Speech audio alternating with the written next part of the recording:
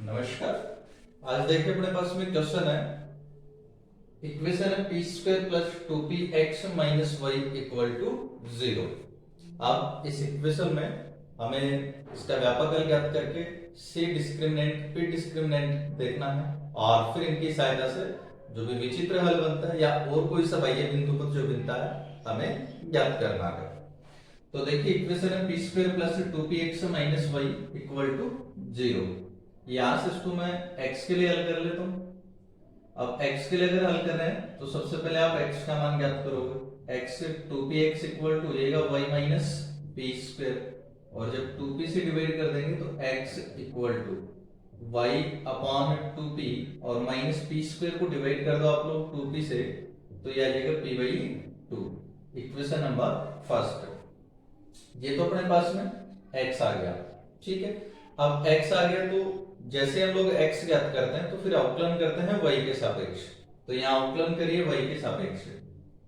तो y के सापेक्ष अवकलन करने पर y के सापेक्ष अवकलन करने पर देखिए y के सापेक्ष जब अवकलन करेंगे सबसे पहले x का कर दोगे तो dx upon dy।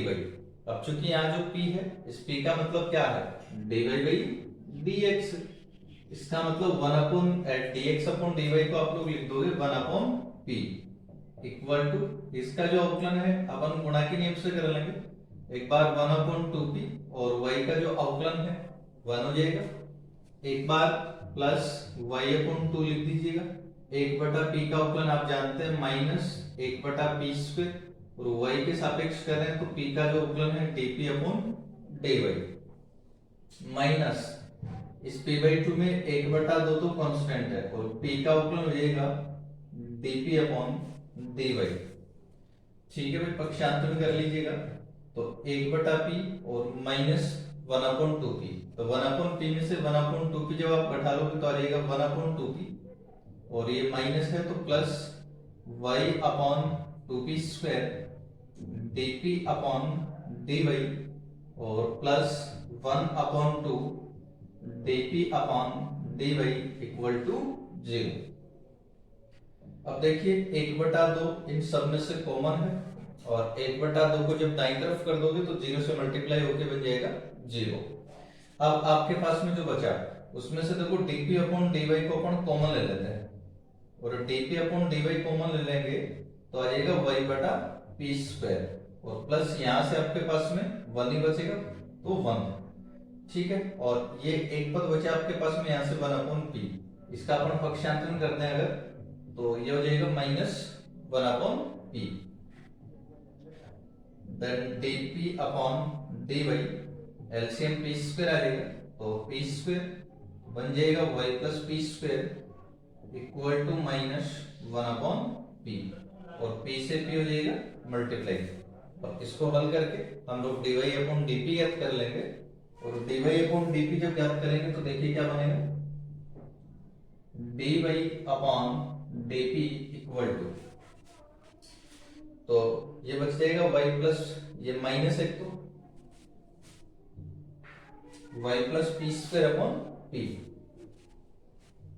y plus p square upon p then dy upon dp equal to इसको अलग अलग कर दीजिएगा तो माइनस y बटा p और माइनस पी स्क्वायर बटा p जब कर देंगे तो ये बचेगा यहाँ माइनस p, ठीक है।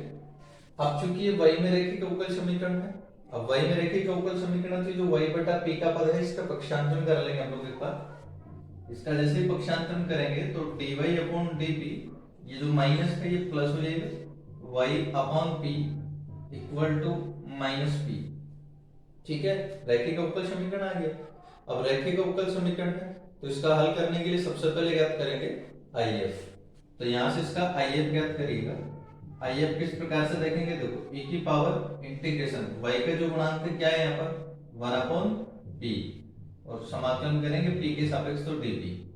अब 1 बटा p का जो इंटीग्रेशन है आप लोग जानते हैं log p और e की पावर log p हम जानते हैं ये बराबर हुआ करता है p के। तो IF आपके पास में आ गया और जब IF आ जाता है तो इसका सॉल्यूशन हम लोग लिख देंगे इसलिए अवकल समीकरण का हल, अवकल समीकरण का हल।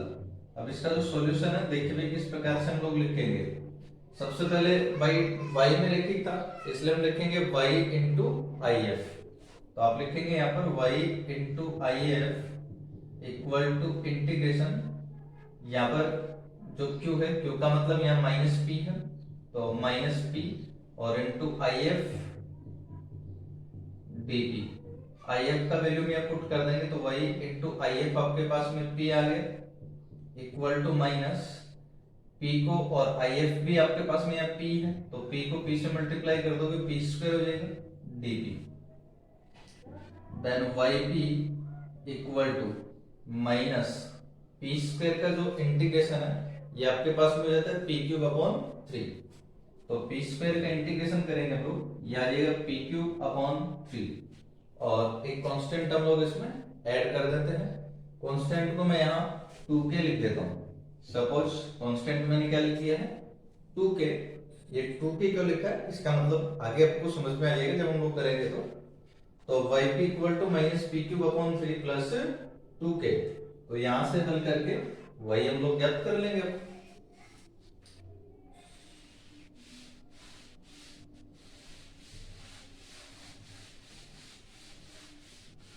इसको हल करके y ज्ञात कर लीजिए। तो y इक्वल टू, देखो भाई क्या बनेगा, p से डिवाइड कर रहे हैं ना, तो माइनस पी स्क्वायर अपॉन 3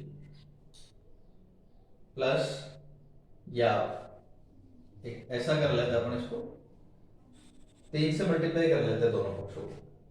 3 से मल्टीप्लाई कर लेंगे तो जाएगा 3yp equal to minus P cube और प्लस ये आपके पास में बन जाएगा 6k। ठीक है, तो 3yp equal to minus P cube plus 6k। इसको मैं इक्वेशन नंबर सेकंड कर लेता हूं। अब देखो यहां से अगर हम एक तो क्या कर सकते हैं, इसका जो हल है इसको हम प्राचल रूप में लिख सकते हैं। प्राचल में जैसे करते हैं, यहां से y का मान मिल जाएगा आपको, और y का जो वैल्यू है आप इसमें पुट कर दीजिएगा, x का आपको मिल जाएगा। x और y के जो मान है दिए गए अवकल समीकरण के हल को प्रदर्शित करता है, जो कि प्राचलिक हल है इसका। दूसरा, हम प्राचलिक समीकरण ना ज्ञात करके कार्तीय समीकरण अगर ज्ञात करना चाहें, तो क्या कार्तीय क्यों ज्ञात करेंगे यहाँ, क्योंकि हमें आगे ज्ञात करना है सी डिस्क्रिमिनेंट और पी डिस्क्रिमिनेंट। तो यहाँ हम कार्तीय समीकरण ज्ञात करना चाहेंगे। कार्तीय का मतलब समीकरण अपन जो ज्ञात करेंगे वो x और y में ज्ञात करेंगे। तो यहाँ से हमें p का विलोपन करना पड़ेगा। अब p का विलोपन करने के लिए मैं क्या कर रहा हूँ, देखो ये जो आपके पास में दिया गया जो समीकरण था, यहाँ से p का मान ज्ञात कर रहा हूँ मैं। तो चूंकि p इक्वल टू, तो देख सकते हैं आप इसको, ये p में द्विघात समीकरण, तो श्रीधर आचार्य विधि का प्रयोग करके यहाँ से p का मान ज्ञात कर लेंगे। तो p इक्वल टू आ जाएगा माइनस b। तो माइनस b का मतलब p का जो गुणांक है 2x plus minus root b square, b square का मतलब हो जाएगा 4x square minus 4ac। a का मतलब p स्क्वायर का जो गुणांक है 1 है, c का मतलब है माइनस y, तो माइनस माइनस हो जाएगा प्लस y अपॉन 2a। तो 2a का वैल्यू तो 1 ही है। ठीक है, यहां से अगर हम पॉजिटिव साइन ले लें तो p इक्वल टू ये माइनस का 2x और यहां से हमने पॉजिटिव ले लिया, दोनों में से 4 कॉमन आ जाएगा तो वर्गमूल 2 बनेगा, root x square plus Y upon 2, 2 common आ जाएगा और इस 2 से कैंसिल हो जाएगा।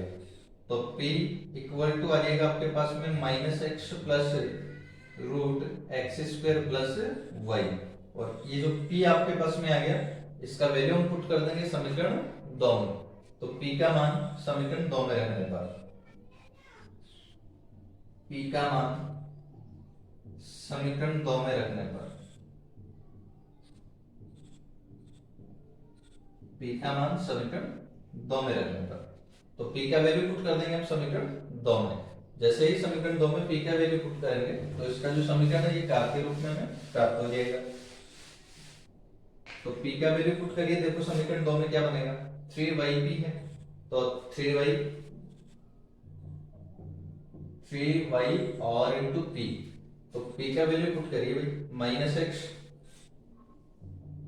Plus root x square plus Y equal to minus P cube, तो equal to minus P cube, तो पी क्यूब, तो पी का वैल्यू पुट कर रहे हैं minus x plus root x square plus Y का होल क्यूब, ठीक है, और प्लस 6 के, तो ये 6 के लिख दीजिए एज इट इज, ये लीजिएगा 6 के, ठीक है।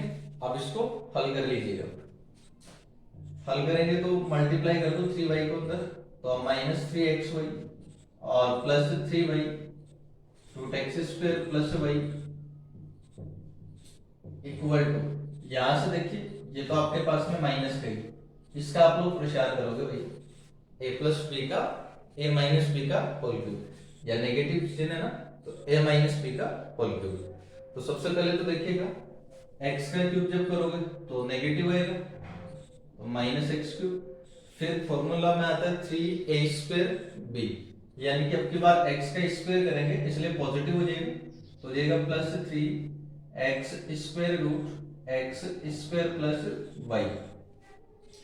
इसके बाद में 3ab आता है, तो 3ab यानी कि यहां से माइनस एक्स रहेगा ही, तो माइनस 3x, और अब की बार इसका स्क्वायर करोगे आप लोग, स्क्वायर करोगे तो रूट हो जाएगा कैंसिल, तो एक्स स्क्वायर प्लस वाई हो जाएगा, और फिर बी क्यूब आता है, बी क्यूब का मतलब root x square plus Y का होल क्यूब करेंगे आप लोग, तो एक्स स्क्वायर प्लस वाई की घात कितनी बन जाएगी भाई, 3/2, और प्लस 6 के।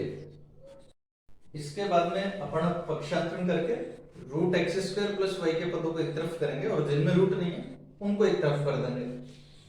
ऐसा जब कर देंगे तो देखिए क्या बनेगा, सबसे पहले मैं रूट वाले पद लिख रहा हूं इधर, तो 3y root x square plus y, इसके अलावा देखो रूट एक ही यहाँ है तो इसको भी मैं लिख लेता हूँ, यहां से देखो minus 3x square root x square plus y है, पक्षांतरण कर लेंगे तो प्लस हो जाएगा 3x square root x square plus y, ठीक है।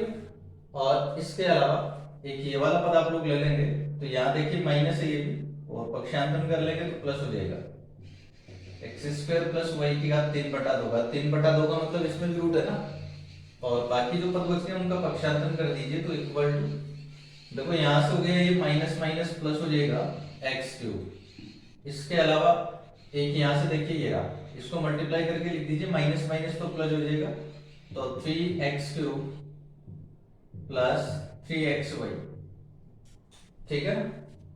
और इसके अलावा एक ये वाला है आपके पास माइनस 3xy, इसका भी अगर अपन पक्षांतरण कर देंगे तो प्लस 3xy, और एक आपके पास में ये बचा है यहां से 6 के, तो प्लस 6 के, ठीक है।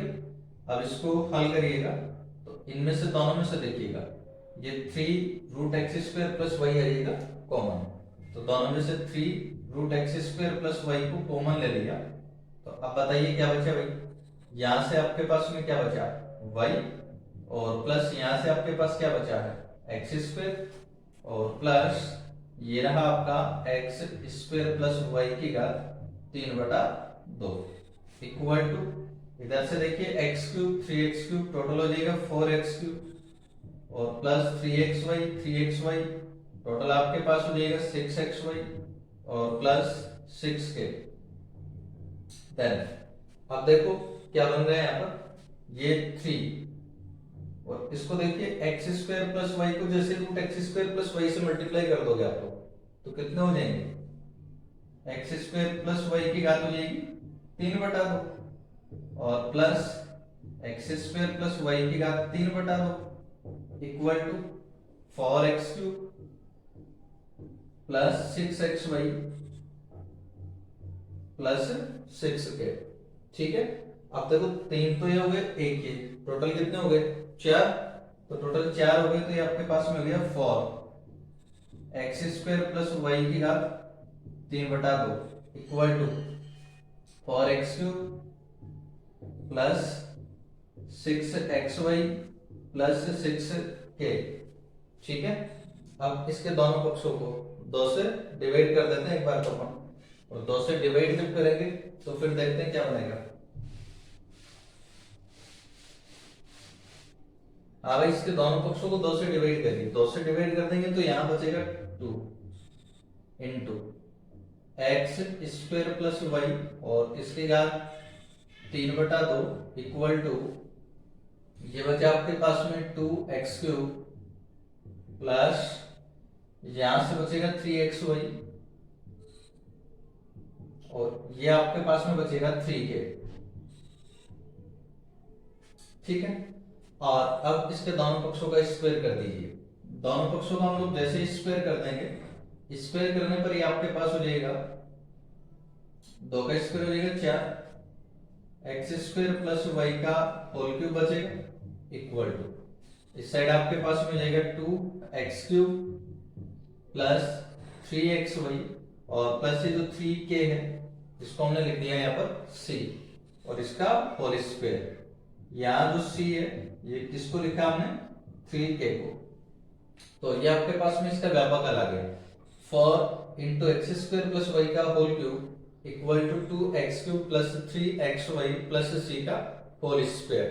ठीक है, व्यापक हल अपने पास में आ गया। तो अब हम ज्ञात करेंगे c डिस्क्रिमिनेंट। c डिस्क्रिमिनेंट हम लोग ज्ञात करेंगे। अब c डिस्क्रिमिनेंट किस प्रकार से देखेंगे, देखो भाई c के सापेक्ष आंशिक अवकलन कर लो इसका, अब c का अवलोकन कर दोगे फिर, तो सपोज ये आपका इक्वेशन नंबर सेकंड हो गया। अब इसका c के सापेक्ष आंशिक अवकलन करने पर, c के सापेक्ष आंशिक अवकलन करने पर, आंशिक अवकलन करने पर इसका c के सापेक्ष जब आंशिक अवकलन हम लोग करें तो देखिए घात नियम से होगा, तो घात आगे आ जाएगी 2 और into 2x³ plus 3xy plus c। फिर इसका जब करोगे तो देखो c के सापेक्ष आंशिक अवकलन कर रहे हैं, इसलिए c के अलावा सब क्या हो जाएंगे, अचर। तो 2x³ का अवकलन 0, 3xy का अवकलन 0, c का अवकलन 1 हो जाता है, तो यही बचेगा इक्वल टू, ये तो पूरा ही अचर हो जाएगा तो अवकलन हो जाएगा 0। इसको हल करके आप लोग यहाँ से c का मान ज्ञात करेंगे, तो पक्षांतरण करके c का मान ज्ञात करोगे तो यह आ जाएगा -2x³ प्लस 3xy, और इस c का मान समीकरण 2 में रख दीजिए। समीकरण 2 में वैल्यू पुट करते ही हमें c डिस्क्रिमिनेंट मिल जाएगा।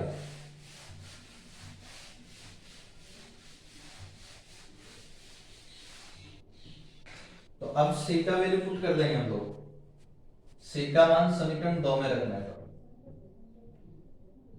c का मान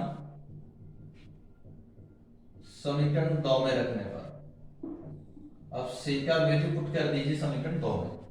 समीकरण 2 में देखो c का वैल्यू लिखोगे आप -2x³ प्लस 3xy, तो 0 हो जाएगा ये पूरा, तो बचेगा आपके पास में इक्वेशन बन जाएगा x² प्लस y का होल क्यूब इक्वल टू 0।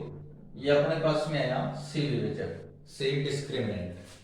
इसके बाद में हम p डिस्क्रिमिनेंट देखेंगे, तो p डिस्क्रिमिनेंट देखिएगा, p डिस्क्रिमिनेंट देखिए भाई, p डिस्क्रिमिनेंट हम लोग किस प्रकार से फाइंड करेंगे। आपको जो दिया गया इक्वेशन था इसको आप लोग देख सकते हैं, p में क्वाड्रेटिक इक्वेशन है, द्विघात समीकरण है, तो क्वाड्रेटिक इक्वेशन है इसलिए इसका जो डिस्क्रिमिनेंट है हम लोग जानते हैं b² - 4ac इक्वल टू 0 होता है सीधा। तो b², b का मतलब यहाँ p का जो गुणांक है 2x है, स्क्वायर कर लोगे तो जाएगा 4x² माइनस 4ac। a का मतलब p² का जो गुणांक है 1 है, और c यहाँ पर -y है, तो माइनस माइनस प्लस y हो जाएगा इक्वल टू 0। अब दोनों में 4 का भाग दे दीजिए, तो x² plus y equal to 0। ये आपके पास में आ गया p डिस्क्रिमिनेंट। ठीक है, अब हम लोग बताएंगे विचित्र हल और इसका बाह्य बिंदु पर। तो सबसे पहले विचित्र हल यानी कि सिंगुलर सॉल्यूशन अगर हम लोग देखें तो क्या बनेगा भाई, देखो आप इसमें देख सकते हैं गुणनखंड एक ही है x² प्लस y, और ये जो x² प्लस y है c विवेचक में तो है 3 बार और p विवेचक में है 1 बार। तो कोई भी गुणनखंड जो कि c विवेचक में 3 बार होता है और p विवेचक में 1 बार होता है, तो वो रिप्रेजेंट करता है उभयाग्र पथ को। ठीक है, किसको रिप्रेजेंट करता है, उभयाग्र पथ को। तो यहाँ अगर आप देखें तो एक्स स्क्वायर प्लस वाई का होल क्यूब यानी कि 3 बार है सी विवेचक में, और ये पी विवेचक में 1 बार है, इसलिए उभयाग्र पथ को रिप्रेजेंट करेगा। आपके दिमाग में अगर ये प्रश्न आता है कि हम इसको विचित्र हल क्यों नहीं कह सकते, भाई विचित्र हल कब कहेंगे, जब सी विवेचक और पी विवेचक में कॉमन हो। तो कॉमन तो ये भी है, लेकिन उनका दोनों का जो गुणनखंड है वो सेम सेम होना चाहिए, 1 होना चाहिए था। लेकिन यहाँ पर आप देख सकते हैं कि ये सी विवेचक में 3 बार है, ये 1 बार है, तो जब भी कोई गुणनखंड अगर सी विवेचक में 3 बार है, पी विवेचक में 1 बार है, तो वो कभी भी विचित्र हल नहीं होगा, वो हमेशा क्या होगा, उभयाग्र पथ ही होगा। इसलिए आप कहेंगे कि विचित्र हल इसका विद्यमान नहीं है, विचित्र हल विद्यमान नहीं है। बाह्य बिंदु पथ आपको मिल गया यहाँ पर, और वो बाह्य बिंदु पथ क्या मिल गया अभी, ये आपके पास में जो था x square plus Y equal to 0, ये क्या है, उभयाग्र पथ, उभयाग्र पथ कष्प कष्प लौकस उभयाग्र पथ मिल गया आपको। ठीक है भाई।